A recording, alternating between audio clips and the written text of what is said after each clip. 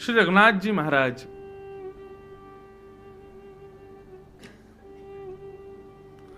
उनको राघव वैसे उत्तर भारत के थे, ठाकुर जी से बड़ी प्रीति, राम जी के प्रति बड़ा स्नेह। परंतु जब जगन्नाथपुरी की ख्याति होने लगी सब जगह, ऐसा मेरा मानना है कि जितने भी ठाकुर हैं हमारे भारत में या पूरे विश्व में, सबसे ज्यादा उपासक यदि किसी देव के हैं तो वो श्री जगन्नाथ जी के हैं। उपासक आज की भाषा में कहूं तो फॉलोअर्स सबसे ज्यादा श्री जगन्नाथ जी के। जैसे आज के सामान्य आधुनिक जगत में फैन फॉलोइंग देखी जाती किसकी ज्यादा है, ऐसी देवों में सबसे ज्यादा फैन फॉलोइंग जगन्नाथ जी की है। सबसे ज्यादा वैष्णव भक्त जिनको निहारते हैं और उसका दर्शन करना है तो जगन्नाथ जी से प्रीति करने वालों की 0.1% भीड़ होती है रथ यात्रा पर। वो 0.1%, अगर आप विश्वास करो पूरे विश्व में रथ यात्रा होती है, जब जगन्नाथपुरी में रथ यात्रा होती है, अगर सारे विश्व की रथ यात्राओं को आवाहन कर दिया जाए कि सब पुरी आ जाओ, कितनी भीड़ हो जाए पुरी में। कभी कभी मन में भाव आता है कि आधा समुद्र नप जाएगा, इतनी भीड़ होती है जगन्नाथपुरी में रथ यात्रा पर, केवल नीलाद्रिनाथ को देखने के लिए। तो जब ख्याति फैल रही थी सब जगह श्री जगन्नाथ जी की, तब श्री रघुनाथ दास जी यहां पधारे, राम जी के अनन्य उपासक। मैंने एक दिन एक बात कथा में कही थी कि वैष्णव की निष्ठा किसी भी देव में हो। कल एक माता जी मुझे मिली, वो बोली मैं देवी की बहुत बड़ी उपासक हूं, मुझे देवी निष्ठा बहुत है, मैं देवी की बहुत आराधना करती हूं, पर अभी मैं कथा पहली बार सुन रही हूं तो मुझे जगन्नाथ जी में भी बहुत स्मृति हो रही है। श्री कृष्ण, कहीं ये गलत तो नहीं? मैंने कहा मैया यही तो कथा मैंने सुनाई थी कि भेद क्यों मान रहे हो? जगन्नाथ जी का ही विलास है सब जगह। श्रीमद् भागवत में कथा आती है, जड़ भरत के सामने जब भद्रकाली प्रकट हो गई, जीव निकाल के लाल लाल हाथ में और वो तलवार आदि लेकर के, खप्पर लेकर के, जैसे ही भद्रकाली प्रकट हुई तो भागवत में वर्णन आता है, सहसो चाट देवी भद्रकाली जब प्रकट हुई तो जड़ भरत जी कहते हैं, वारे कन्हैया आज तो बड़ी लाल लाल जीव निकाल के आयो हैं, हाथ में तलवार लेकर के, और हाथ में ऐसे, क्या अद्भुत स्वरूप है आपका। वो काली में भी कृष्ण को देख रहे थे। सब जगह ठाकुर जी का ही विलास है, चाहे वो गणेश जी हो, चाहे वो अंबा हो, चाहे शिव जी हो। प्रेम सबसे करो लेकिन एक निष्ठा एक में ही रखो। जैसे कि आपकी माता जी मेरे सामने आएंगी, मैं उनको भी प्रणाम करूंगा, आपकी माता जी आएंगी, मैं उनको भी प्रणाम करूंगा। सब माता मेरे लिए समान है, लेकिन मेरी जन्मदात्री माता तो एक ही है ना। प्रेम सबसे, सब देवताओं से प्रीति, लेकिन निष्ठा, पूर्ण निष्ठा किसी एक में। श्री राम जी के प्रति रघुनाथ दास जी की बड़ी प्रीति, और वो श्री जगन्नाथ जी का तब दर्शन करते थे ना तो इसी भाव से करते थे कि ये राम जी हैं, वो लक्ष्मण जी हैं, बीच में सीता जी हैं। इसी भाव से दर्शन करके बड़े आनंदित होते थे। श्री रघुनाथ दास जी को मंदिर की तरफ से एक सेवा प्रदान की गई। ठाकुर जी, जिस चूल्हे पर ठाकुर जी का भोग बनता है, वहां जो अग्नि है वो अग्नि बंधुओं साधारण नहीं है। चाहे वो पुरी हो, चाहे वो हमारे वृंदावन के कई देवालय हों, वे अग्नि साक्षात यशोदा जी का स्वरूप मानी जाती है।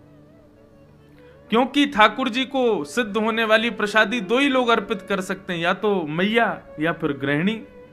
तो बनाती हैं लक्ष्मी और उसको यथाउचित भाप और अग्नि आदि उष्णता प्रदान करती हैं यशोदा।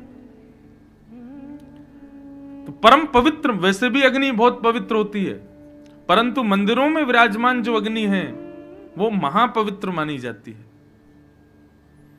तो उस पवित्र अग्नि की पवित्रता की सेवा रघुनाथ दास जी को दी गई। पवित्रता मतलब कैसे पवित्र करें अग्नि को, अग्नि तो पवित्र होती है। बोले कि उस अग्नि को बुझने ना दें, वहां पर कोई ना कोई यथाउचित हवन आदि करते रहे उस अग्नि में।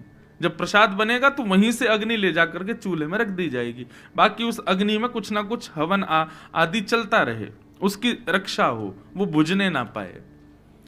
रघुनाथ दास जी को ये सेवा प्राप्त हुई और रघुनाथ दास जी बड़े प्रेम से इस सेवा को करते थे। आज भी एक मठ है मंदिर के पास में जहां रघुनाथ दास जी बैठते थे, वहीं से ही अग्नि ठाकुर जी के रसोई घर में ले जाई जाती है आज भी। तो ये सेवा वो करते थे ठाकुर जी की। करते करते पूरा समय बीत गया, अब वृद्धावस्था आ गई। तो रघुनाथ दास जी ने विचार किया कि अब मेरे प्राण कभी भी निकल सकते हैं। लेकिन एक बात कहूं बंधुओं, वैष्णव भक्त जब बहुत नाम साधक हो जाता है ना, तो उसको पता चल जाता है मेरे प्राण कब जाने वाले। और एक और बात कहूं, जब नाम साधक सब जगह से मुक्त हो जाता है, परम मुक्त बीतराग जब हो जाता है, उसको किसी में आसक्ति नहीं होती, वो जिस दिन चाहे उस दिन प्राण त्याग सकता है। और कभी प्राण निकल भी रहे हो ना, तो वो मृत्यु देवी को रोक भी सकता है कि थोड़े क्षण रुक जाइए, मैं ये सेवा कर लूं, उसके बाद आप स्वीकार करना। ऐसी भी सामर्थ्य उसको प्राप्त हो जाती है। रघुनाथ दास जी ने सोचा कि अब समय है प्रस्थान का, अब वृद्ध हो गए, ज्यादा सेवा हो नहीं पाती। तो उन्होंने श्री जगन्नाथ जी के लिए आज मंदिर रसोई से अलग अपने यहाँ ही मीठे चावल बनाए और ठाकुर जी का केले के पत्तों का एक नवीन श्रृंगार बनाया। और उनका भाव था कि मैं इस श्रृंगार में जगन्नाथ जी को एक बार देख लूं, मेरे हाथ के बने मीठे चावल जगन्नाथ जी पालें, उसके बाद मैं अपने प्राणों का परित्याग करूंगा। लेकिन मंदिर में तो ठाकुर जी बंधे हैं कि जो रसोई में बनेगा वही पाएंगे, बाहर का तो कुछ पाते नहीं ठाकुर जी। और इसमें मैं आप सबसे भी निवेदन करूं, कभी भी किसी मंदिर में जाओ बंधुओं, दुकान से आप जो प्रसाद खरीदते हैं ना, वो वितरण के लिए रखो, लेकिन ठाकुर जी के भोग के लिए तो अपने घर से स्वयं बना के लाओ। ठाकुर जी भले स्वीकार करें ना करें, दूर से ही दिखा दो। लेकिन हम जब बाजार से खरीद के कोई सामग्री ठाकुर जी के सन्मुख लेके जाते हैं, तो आप विचार करो, आपने पेड़े खरीदे, आपसे पहले 10 लोग और खरीद गए, उन्हीं पेड़ों को ना जाने कितने लोग खा गए, अब उन्हीं में से शेष पेड़े आपने जाके जगन्नाथ, क्या वो भोग लगाएंगे? कभी नहीं।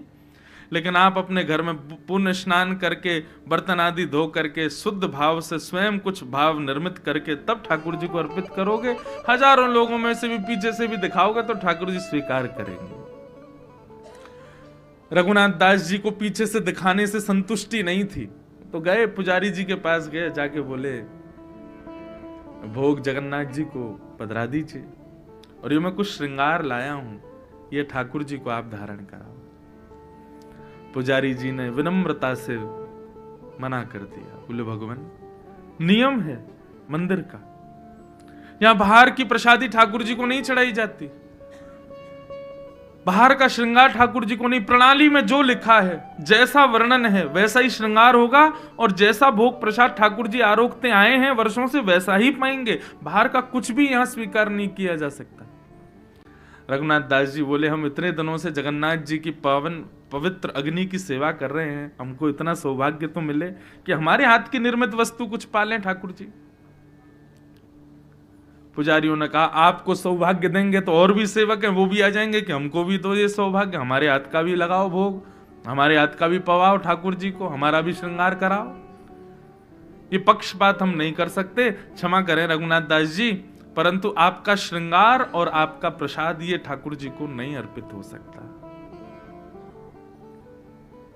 वैष्णव का स्वभाव ज्यादा द्वंद्व में नहीं पड़ता, लड़ता नहीं है ज्यादा। रघुनाथ दास जी ने शीश से लगाया, बोले जैसी इच्छा जगन्नाथ जी, और लेकर के चले गए। रात्रि का ठाकुर जी का श्रृंगार हो रहा था, पुष्पों का श्रृंगार, गीत गोविंद पहन करके श्री जगन्नाथ जी बैठे थे। पुजारी जी सब श्रृंगार कर रहे थे, नियम से जो चलता है जगन्नाथ जी का वो चल रहा था। यहां रघुनाथ दास जी थोड़े से क्षुभित तो हो गए, नेत्रों से आंसू तो निकल गए कि मैं चाहता था कि एक बार ठाकुर जी को अपने श्रृंगार में देख लूं, अपने भोग को पधरा दूं, फिर प्राण त्याग दूंगा। लेकिन ठाकुर जी की शायद इसमें मंजूरी नहीं, राजी नहीं। तो उनके जो सेवित राघव जी थे, उनके सन्मुख जाकर के श्रृंगार रख दिया, रोने लगे। बोलो कोई बात नहीं राम जी, आप तो बड़े छोटे से हो, लेकिन ये श्रृंगार जगन्नाथ जी का अब आप ही धारण कर लो। बाहर बैठे श्री रघुनाथ दास जी रुदन करने लगे, तो भीतर श्री ठाकुर जी का बड़ श्रृंगार हो रहा था। जैसे ही शीश का श्रृंगार प्रारंभ किया, सब मालाएं उतर उतर के गिर जाएं, नाक की नतबेसर गिर जाए, सिर के फूल गिर जाएं। जगन्नाथ जी सेवा स्वीकार नहीं कर रहे। कभी भी बंधुओं ठाकुर जी सेवा, जो लोग सेवा करते हैं, श्रृंगार में, भोग में कुछ भी अनुचित हो तो उसको अपशगुन मत मानिएगा, उसको ये मानिएगा ठाकुर जी की कुछ इच्छा है। विचार करके पूछो क्या इच्छा है, फिर जो भाव मन में आवे समझना यही ठाकुर जी की इच्छा है। पुजारी जी बोले क्या करें, आज तो जगन्नाथ जी तैयारी नहीं हो रहे, श्रृंगार ही नहीं करा रहे, बार बार पुष्प गिर रहे हैं, बार बार अपना श्रृंगार उतार रहे हैं। श्रृंगार करते करते करते महाराज, आज भी जगन्नाथ जी का नियम नहीं है कितने बजे सोते हैं। कहो तो कभी कभी 11 बजे ही शयन हो जाए, कहो तो 2-2, 3-3 बज जाए, 4 बज जाए सुबह के, नहीं सो रहे। श्रृंगार धारण नहीं किया श्री जगन्नाथ जी ने। सेवा करते करते करते बार बार पुष्प उठा उठा के धरें, बार बार श्रृंगार करें, थक गए पुजारी जी। और कमर पे हाथ धरे धरे पुजारी जी को भी झपकी आने लगी, नींद आने लगी। जगन्नाथ जी क्या करें, आज तो ये सो ही नहीं रहे। बहुत सारे श्रृंगारी सब लगे थे, मुख्य पुजारी जो कि सब नियम से हो रहा है ये देखते रहते हैं, उनको नींद आ गई, बैठे बैठे अंदर ही गर्भगृह में सो गए। जैसे ही गर्भगृह में सोए, सोई जगन्नाथ जी स्वप्न में प्रकट हो गए, रोने लगे। पुजारी जी बोले महाप्रभु क्या हुआ, आप रुदन क्यों कर रहे हो? बोले मुझे भूख लगी है बहुत जोर की। बोले भूख लगी है, इतना भोग तो अभी अभी धराया आपको, प्रेम से आपने इतना भात पाया, खिचड़ी पाई, सब प्रेम से आपने आरोगा है, और नियमानुसार जैसा आपको रोज भोग लगता है वैसा।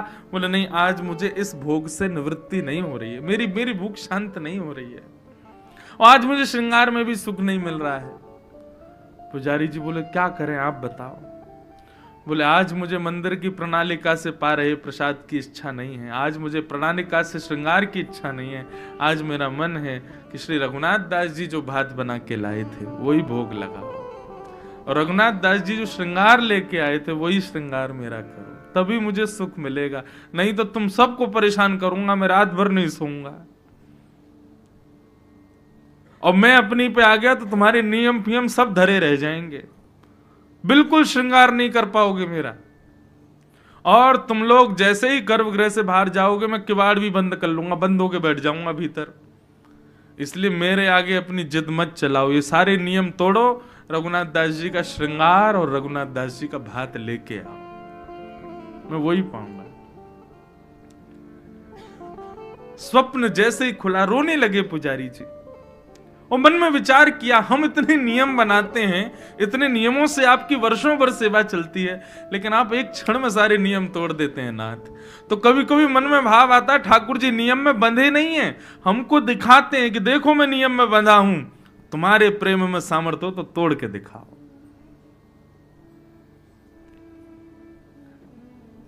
पुजारी दौड़े दौड़े रघुनाथ दास जी के पास गए और कहा लाइए भात, लाओ श्रृंगार। बोले नहीं नहीं आप नियम से करो। बोले भैया जब नियम जिसके लिए है वही तोड़ रहा है तो क्या करें?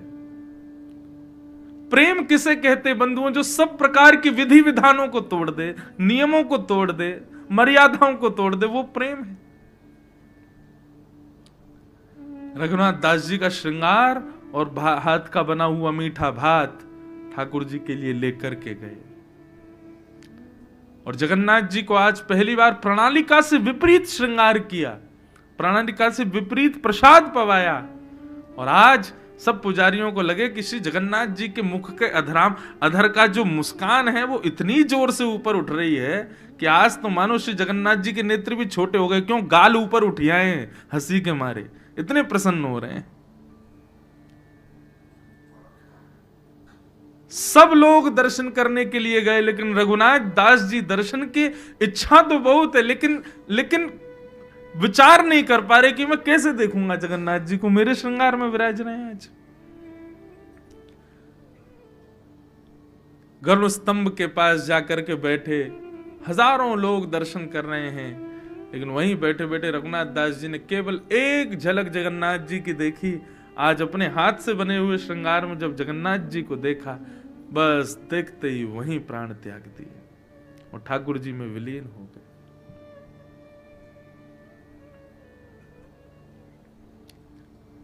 तो मन में भाव आया, ठाकुर जी इतने नियमों में क्यों हैं?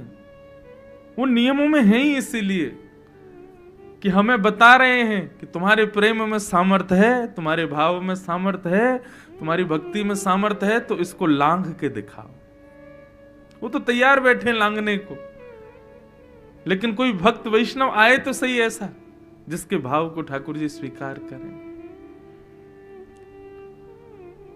भागवत की कथा, गीत गोविंद, गोपी गीत, इतने नियम हम करते हैं, क्यों करते हैं? ताकि हमारा प्रेम उस उत्कृष्ट अवस्था में पहुंच जाए जहां श्री जगन्नाथ जी हमारे लिए नियम तोड़ दें।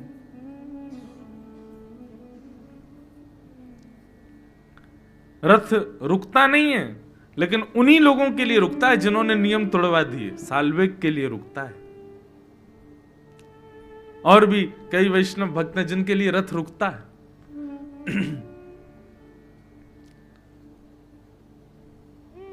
ऐसे ठाकुर जी, खीर चोरा गोपीनाथ, माधवेंद्रपुरी पर ऐसी कृपा की। एक महात्मा थे माधवेंद्रपुरी नाम के, वो भिक्षा नहीं मांगते थे, ऐसे अकिंचन महात्मा थे। वो किसी से कहते नहीं थे कि मुझे दीजिए, वो बैठे रहते थे, कोई आके खुद कह जाए कि बाबा लो आपके लिए ये प्रसाद है, तो पाते थे।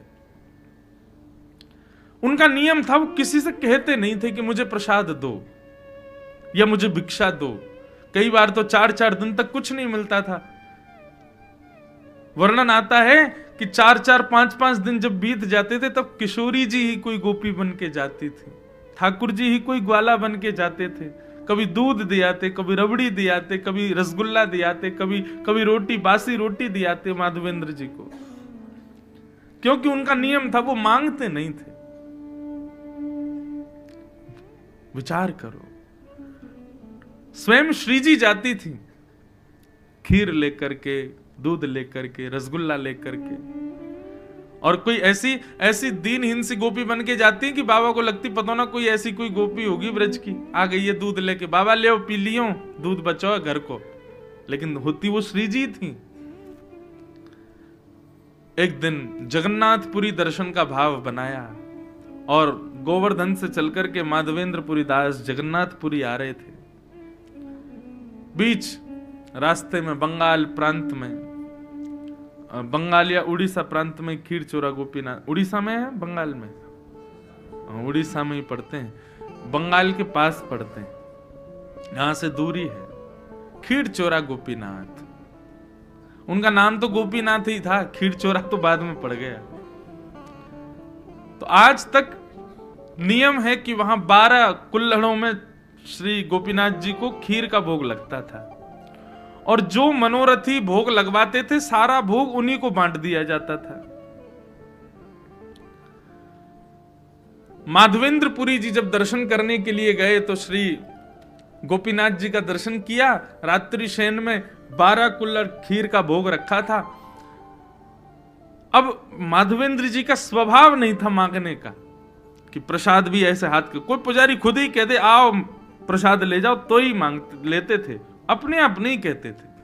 3-4 दिन से सफर कर रहे भूखे प्यासे, गोपीनाथ जी के सामने जाके खूब नृत्य किया। पुजारी जी ने सारे मनोरथियों में खीर बांट दी, और खीर बांटने के बाद में मंदिर बंद कर दिया। माधवेंद्रपुरी जी भी वहां से प्रस्थान कर गए, बेचारे भूखे प्यासे एक वृक्ष के नीचे जाकर के बैठ गए। भजन कर रहे थे ठाकुर जी का, लेकिन भजन करते करते बार बार नेत्र खुल जाए, बार बार भजन रुक जाए। क्यों? भूख लग रही थी, लेकिन बोल सकते नहीं किसी से।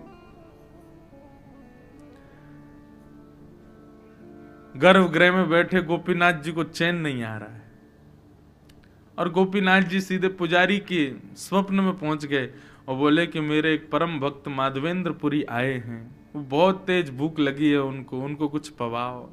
पुजारी जी बोले क्या पवाएं, इतनी रात्रि का समय? बोले हमारा 12 कुल्हड़ का भोग लगता है खीर का। बोले हाँ, उसमें से एक खीर भोग बचा है, वही दिया। बोले कुछ नहीं बचा, मैंने सब बांट दिया मनोरथियों में। बोले तुमने 11 कुल्हड़ी बांटे हैं, 12वां कुल्हड़ हमने छुपा लिया था अपनी जेब में। मंदिर आओ, खोलो, हमारे विग्रह के गोजा में आकर के, गोजा बोलते हैं जेब को, बोले हमारे जेब में आकर के देखो एक कुल्हड़ रखा है छुपा हुआ है। पुजारी जी के नेत्र खुले, स्नान किया, अर्धरात्रि में ठाकुर जी का विग्रह गर्भगृह खोल करके जैसे भीतर प्रवेश किया, ठाकुर जी के गोजा में जैसे हाथ डाला, सोई कुल्हड़ में खीर रखी थी। तब पुजारी जी बोले वाह रे खीर चोरा, खीर चुरा ली, अपनी प्रसाद की खीर चुरा ली अपने वैष्णव के लिए। और जाकर के पुजारी जी ने वो खीर बाबा को दी। बाबा बोले रात में 3 बजे पुजारी जी आप कैसे? तब पूरा वृत्तांत बताया। बोले कि रोज ठाकुर जी का भोग लगता है और मनोरथियों में बांटा जाता है, लेकिन आप अकिंचन हो, किसी से मांगते नहीं। अब ये बात किसी को नहीं पता थी, लेकिन पुजारी बता रहा तो माधवेंद्र जी रोने लगे, आपको कैसे पता मैं किसी से नहीं मांगता? बोले ठाकुर जी बता रहे थे। बोले आपको भूख लगी है इसलिए ठाकुर जी ने आपके लिए खीर को अपनी जेब में छुपा लिया। फिर कहां भूख लगनी थी? रोते रहे विरह से। बोले नाथ आपको पता है मेरा भाव, आप जानते हैं मुझको, मुझे इसी बात से इतनी प्रसन्नता है कि आप मुझे जानते हो। तब से गोपीनाथ जी का नाम पड़ गया खीर चोरा गोपीनाथ। अपने वैष्णव के लिए ठाकुर जी ने खीर चोराई। तो नियम इसलिए है ठाकुर जी का कि कोई प्रेम लक्षणा भक्ति से तोड़ के दिखाए, हठपूर्वक नहीं कि जबरदस्ती। इंद्रेश जी कथा में बोल रहे थे नियम में इसलिए ठाकुर जी की उसको कोई तोड़े। अब गर्भगृह में कोई जाने नहीं दे रहा जगन्नाथ जी के, हम कूद फांद के लड़ाई झगड़ा करके गेर के पुजारियों को घुसेंगे भीतर और सबको दिखाएंगे देखो हमने नियम तोड़ा। ऐसे नहीं, नियम तोड़ने का मतलब आप ना तोड़ो, आप प्रयास ना करो, ठाकुर जी प्रयास करें उसको तोड़ने का, उससे आगे आने का, उससे बाहर निकलने का। और श्री जगन्नाथ जी जितने नियमों में बंधे हैं उतने ही नियम तोड़ने में प्रसिद्ध हो रहे हैं। इनसे ज्यादा नियम किसी ने नहीं तोड़े। सब ठाकुरों में सबसे ज्यादा नियम तोड़ने वाले, नियम में रहने वाले भी श्री जगन्नाथ जी और नियम तोड़ने वाले भी श्री जगन्नाथ जी।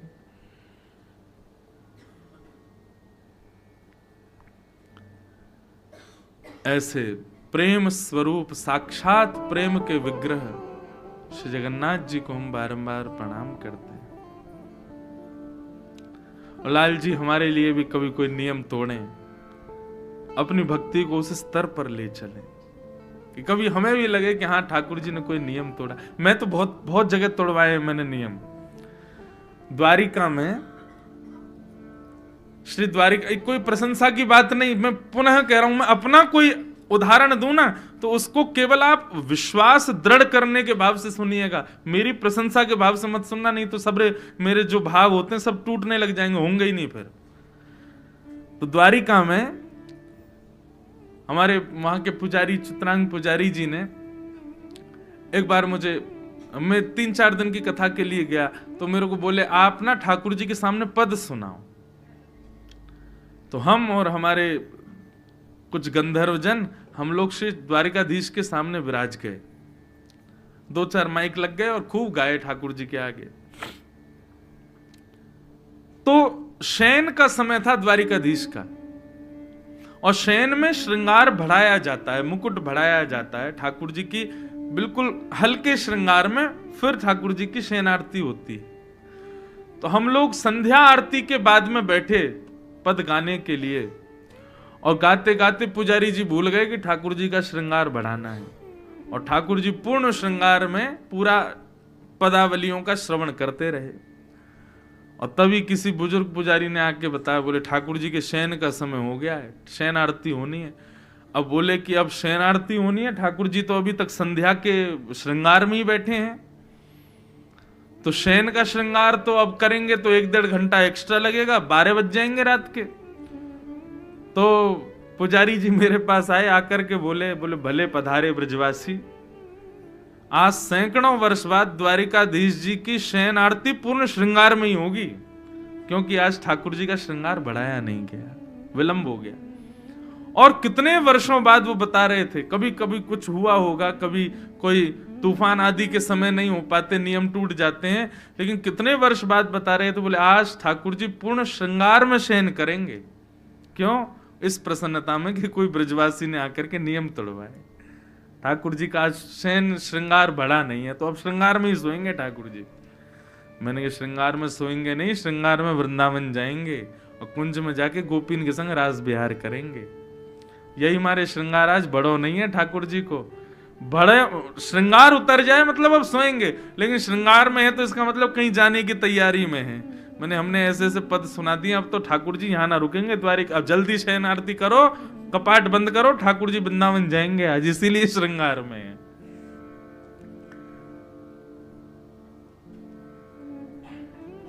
प्रेम लक्षणा भक्ति प्रकट तो करे कोई।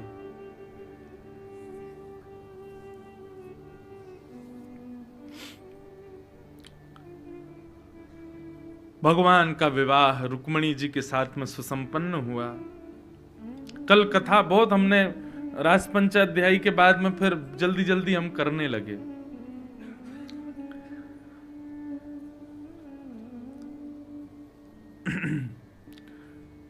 क्योंकि फिर मन में भाव आता है कि ज्यादा विलंब तक चलने वाला प्रसंग कहेंगे तो फिर जो क्रम के कुछ कल अतिथिगण आए थे फिर वो संभव नहीं हो पाता। मैं फिर उस भाव समाधि में पहुंच जाता, भाव साम्राज्य में आपको भी ले जाता कि ना आप उससे निकल पाते ना मैं, तो इसलिए फिर हम शीघ्र शीघ्र कह करके आगे बढ़े। तो कल रुक्मिणी जी का सुंदर विवाह प्रसंग भी यहां हुआ। रुक्मिणी जी के साथ में ठाकुर जी का विवाह हुआ, तो प्रश्न उठता है किशोरी जी के साथ क्यों नहीं हुआ? हमारी श्री राधा रानी, बंधुओं देखो, आप स्वयं से प्रेम करते हो, आप स्वयं से अत्यंत स्नेह करते हो, लेकिन स्नेह का तात्पर्य हमेशा विवाह नहीं होता। प्रेम का सदैव प्रतिफल विवाह नहीं होता। हम स्वयं को प्रतिबिंब में देख करके बड़े प्रसन्न होते हैं, अरे वाह कितने सुंदर लग रहे हैं हम, लेकिन उसके बाद भी अपने प्रतिबिंब से विवाह नहीं कर सकते, प्रेम कर सकते हैं। ऐसे ही श्री जगन्नाथ जी का प्रतिबिंब है किशोरी जी, हमारे द्वारिकाधीश का प्रतिबिंब है किशोरी जी, श्री वृंदावन बिहारी लाल का प्रतिबिंब है श्री राधा रानी। और प्रतिबिंब से स्नेह हो सकता है, प्रेम हो सकता है, विवाह संभव नहीं। विवाह के लिए विलग व्यक्ति का होना जरूरी है, अलग व्यक्ति का हमारे सामने होना जरूरी है। किशोरी जी ठाकुर जी से विलग थोड़े हैं, और जो विलग मानते हैं वो गलत सोचते हैं। ठाकुर जी का जो वाम अंग है, कहीं भी आप ठाकुर जी का दर्शन करोगे सदैव वाम अंग जो है वो किशोरी जी ही है। और आप हमारे पूरे वृंदावन में आ जाना, किशोरी जी का दर्शन नहीं, केवल ठाकुर जी खड़े हैं। किशोरी जी भाव के भाव से वाम अंग में विराजती हैं, और यह बात यहां भी सिद्ध होती है। श्री जगन्नाथ जी का भीतर प्रवेश करके दर्शन हो तब जगन्नाथ जी पूरे दिखते हैं, नहीं तो बाहर से देखो तो वाम अंग दिखता ही नहीं ठाकुर जी का। क्यों? श्री जी हैं, सदैव अपने भाव में विराजमान रहती हैं। दाहिना अंग ही दिखता है ठाकुर जी का, दाहिना अंग क्यों दिखता? वो श्याम सुंदर हैं, वाम अंग तो श्री जी हैं। और ये बात मैं खूब प्रसिद्धि से अपनी कथाओं में कहा करता हूं कि ठाकुर जी का वाम अंग जो है वो किशोरी जी हैं, और इसी भाव से हमारे वृंदावन में श्रृंगार होता है। मुकुट इधर ही धराया जाएगा, लेकिन जब कलंगी धराई जाए या फिर चूड़ामणि धराई जाएगी तो वो इधर ही धराई जाएगी। क्यों? क्योंकि श्री जी हैं। ठाकुर जी को चोटी इधर ही धराई जाती है क्योंकि वो श्री जी हैं।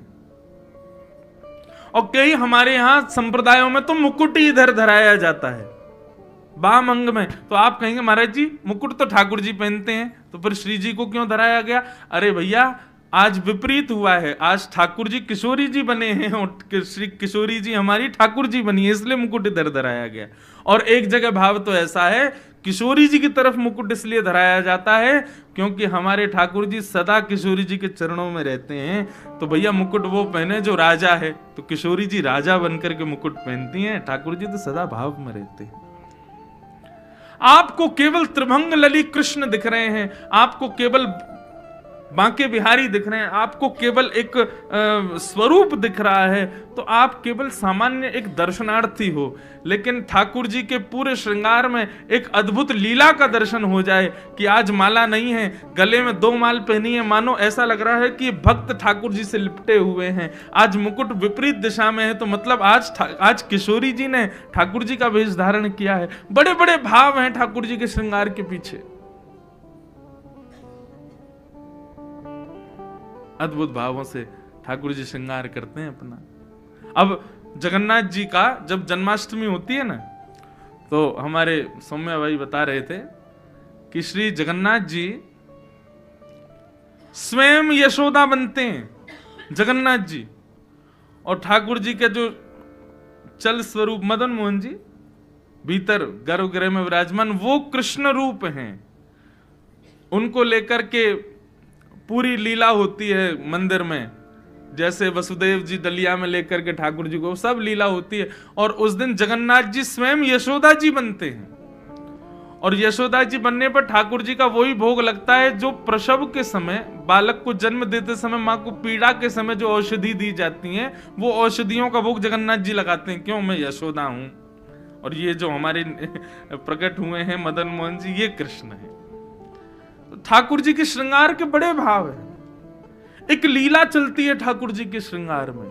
कोई वैष्णव मिले, कोई भक्त मिले तो उस लीला का वर्णन करे कि आज ठाकुर जी कैसे श्रृंगार में विराज रहे हैं।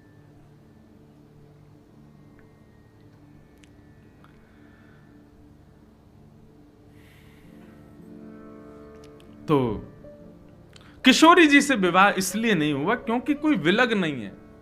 राधा कृष्ण स्वरूपां वै कृष्णं राधा स्वरूपिणं कलात्मानं निकुंजस्थं गुरुरूपं सदा भजे।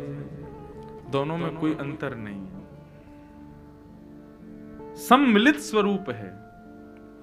तो भगवान का विवाह विलग के साथ में हुआ, जो उनसे अलग है। कौन है? लक्ष्मी। किशोरी जी तो ठाकुर जी के संगी रहती है, लक्ष्मी जी के साथ में विवाह हुआ। वही लक्ष्मी द्वापर में रुक्मणी जी के रूप में प्रकट हुई और द्वारिकाधीश का उनके साथ विवाह हुआ। भगवान का विवाह हुआ, पूरे द्वारिका में आनंद मनाया गया ठाकुर जी के विवाह उत्सव का। अब थोड़ा कथा क्रम हम ले लें। आज की कथा जो है ये गृहस्थाश्रमियों के लिए है, जो गृहस्थ आश्रम में रहते हैं। यहां बैठे लगभग सभी गृहस्थाश्रमी हैं। जो व्यवहार धर्म निभाते हुए भगवत भजन करते हैं उनको गृहस्थाश्रमी कहते हैं। तो गृहस्थाश्रम कैसा होता है, ठाकुर जी ने अपनी गृहस्थ जीवन के भाव से हम सबको समझाया। बंधुओं, सबसे बड़ी तपस्या है गृहस्थाश्रम। सब त्याग करके हिमालय चले जाना, ये बड़ी बात तो है, त्याग इसमें बड़ा है, लेकिन सबके बीच में रहते हुए भगवत भजन करना, ये उस त्यागी से भी बड़ी बात है। अच्छा, एक बात बताओ,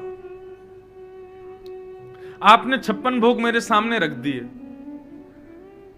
और 56 भोग देख करके मेरी जीभ में तो पानी आ रहा है, लेकिन फिर भी मैं कह रहा हूं नहीं चाहिए, नहीं चाहिए, नहीं चाहिए, और मैं उसको स्वीकार ना करूं। यह बड़ी बात है कि 56 भोग सामने आकर के मेरी उसके प्रति कोई आसक्ति ही नहीं हुई और मैं कहूं कि मुझे नहीं चाहिए। बताओ दोनों में श्रेष्ठ क्या है? इच्छा होते हुए उसका त्याग कर देना यह बड़ी बात है कि इच्छा ही ना होना और तब त्याग करना, यह बड़ी बात है। इच्छा ही ना होना, है ना? तो एक प्रकार से हम घर परिवार पत्नी बच्चे सबको छोड़ करके हिमालय पर चले गए। हमको उनको छोड़ना क्यों पड़ रहा है? क्योंकि उनके बीच में रहेंगे तो उनके प्रति आसक्ति हमारी बनी रहेगी। पत्नी बार बार दिखेगी, बच्चे दिखेंगे तो उनके प्रति हमारे भाव बने रहेंगे। इसीलिए हम उनको त्याग ही दिए, उनको छोड़ ही दिए, चले गए हिमालय पर। परंतु वो व्यक्ति कैसा जो सबके बीच में रहते हुए भी जगन्नाथ जी को याद करता है, सबके बीच में रहते हुए भी वृंदावन जाता है, सबके बीच में रहते हुए भी कथा सुनता है। बताओ श्रेष्ठ कौन?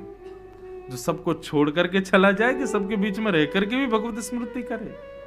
सबके बीच में रह करके भी भगवत। अब कई लोग व्रत करते हैं, सोमवार के व्रत करते हैं, एकादशी के व्रत करते हैं, मंगलवार के व्रत करते हैं। उनका व्रत कैसा क्या है? भैया आज हमारा व्रत है सोमवार का, श्रावण के सोमवार चल रहे हैं। अच्छा, आप बगल में आए, आकर के दाल भात खाने लगे। देखो मेरे को दिखाओ मत, आप दिखाओगे तो मेरा मन करेगा खाने का। मेरे सामने मत खाओ, ये छेना पोड़ा मेरे सामने मत खाओ, ये खीर मेरे सामने मत खाओ। अरे भैया मत खाओ ना, मेरा व्रत है। ऐसे व्रत का क्या फायदा कि कोई और खा रहा है और आप बार बार उसके प्रति आकर्षित हो रहे हो? हे भैया कब सोमवार से मंगलवार हो, कब मैं खाऊं? मेरे लिए फ्रिज में रख देना, कल मैं खा लूंगा, कल मंगलवार है। ऐसे व्रत का क्या फायदा? कोई एहसान किया आपने ठाकुर जी के ऊपर? व्रत तो श्रेष्ठ वो मानो कि जब आपका व्रत हो, 56 भोग सामने हो और आप फिर भी आपके जीव में जरा भी जल ना आवे, बोले नहीं आज तो महादेव के लिए पूरा दिन व्यतीत है, कोई इच्छा नहीं, सामने 56 भोग रखें, उसके बाद भी सबको प्रणाम करें। व्रत। अच्छा, ये व्रत जगन्नाथपुरी में प्रवेश नहीं करता। यहां तो व्रत रखना अपराध माना जाता है। यहां तो अगर आप व्रत कर रहे हो तो अपराध है। यहां तो एक ही व्रत है क्या? यहां पे एक ही व्रत ले लो क्या? 24 घंटे में एक बार जगन्नाथ जी को देखना है, ये व्रत है यहां तो बस। इसके अलावा कोई व्रत नहीं। यहां तो सब व्रत टूटे पड़े। तो सबका त्याग करे तब भगवत स्मृति करे, ये श्रेष्ठ बात नहीं। लेकिन सबके बीच में रहते हुए भी, सबको निभाते हुए भी भगवत स्मृति करे, ये बड़ी बात है। तो उसी गृहस्थ आश्रम का आज प्रसंग बताया जा रहा है। तो भगवान का विवाह रुक्मणी जी के साथ में हो गया। रुक्मणी जी के विवाह के पश्चात भागवत में अब यहां कथा आती है स्यमंतकोपाख्यान। अब देख लो जितने भी लोग यहां बैठे हो, जो लोग गृहस्थ आश्रम के बाद अपने जीवन को कोसते हैं और ये विचार करते हैं कि हमारा जीवन ऐसा क्यों, हमारा जीवन ऐसा क्यों, इस प्रकार के विचार करते हैं। अब ठाकुर जी का जीवन सुनो। स्वयं पर ब्रह्म परमात्मा रुक्मणी जी के साथ में विवाह हुआ तो द्वारिका में एक यादव रहता था, उसका नाम था सत्राजित यादव। उसके पास एक मणि थी, उसका नाम था सिमंतक मणि। सिमंतक मणि की विशेषता थी वो हजारों किलो सोना रोज देती थी। भगवान ने जाकर के उससे कहा कि भाई एक अकेले तुम व्यक्ति, 2-4 तुम्हारे परिवार के लोग, हजारों किलो सोने का तुम क्या करोगे? सत्राजित ने कहा तो क्या करना चाहिए? भगवान बोले देखो नई नई द्वारिका नगरी बसी है, तुम एक काम करो, मणि हमारे कार्यालय में दे दो, इससे जितना सोना होगा उससे हम द्वारिका के लोगों का कर माफ कर देंगे, क्षमा कर देंगे। और तुम अपनी एक नियुक्ति बता दो कि तुमको कितना सोना चाहिए, हम रोज तुमको उतना सोना दे दिया करेंगे जितना तुम्हारी जरूरत में हो। हजारों किलो सोने का क्या करोगे? भगवान की बात ठीक थी, लेकिन सत्राजित ने भी कह दिया, बोले कि मेरी मणि, मेरा सोना, मैं कुछ भी करूं मैं नहीं दूंगा आपको। ठाकुर जी ने एक बार निवेदन किया, उसके बाद ठाकुर जी ने कुछ कहा नहीं। एक बार सत्राजित का छोटा भाई प्रसेन उस मणि को पहन करके नगर भ्रमण पर गया और सबको दिखाता हुआ, देखो हमारे पास सिमंतक मणि, दिखाता हुआ जैसी वन में गया तो वन में एक शेर ने प्रसेन को मार दिया और मणि लेकर के शेर चला गया। शेर को एक भालू ने मार दिया और मणि लेके भालू चला गया। 4-5 दिन तक प्रसेन लौट करके नहीं आया तो भगवान द्वारिकाधीश पर कलंक लग गया। क्या? सब बोले प्रसेन कहां है, प्रसेन कहां है, प्रसेन कहां है? तो सत्राजित यादव ने कह दिया, द्वारिकाधीश उस मणि को मांग रहे थे, मैंने देने से मना कर दिया। अगले दिन मेरा भाई उस मणि को पहन करके गया तो द्वारिकाधीश ने उसको बंदी बना करके मणि को अपने पास रख लिया है। मेरा भाई बंदी बनकर के द्वारिकाधीश के यहां बैठा है। अब देखो इसमें ठाकुर जी ने कुछ नहीं किया, लेकिन ठाकुर जी के ऊपर आरोप प्रत्यारोप लग गया। किस लिए? ठाकुर जी स्वयं लीला करके हमको बता रहे हैं, वस्तु किसी की भी हो कभी उसके प्रति लोभ मत करो। द्वारिकाधीश कहते हैं हमने लोभ कोई गलत भाव से नहीं किया था द्वारिका के उत्थान के भाव से कि भाई ये मणि मिल जाए तो खूब सोना होगा। नहीं तो एक बात विचार करो, क्या द्वारिकाधीश को मणि की आवश्यकता है?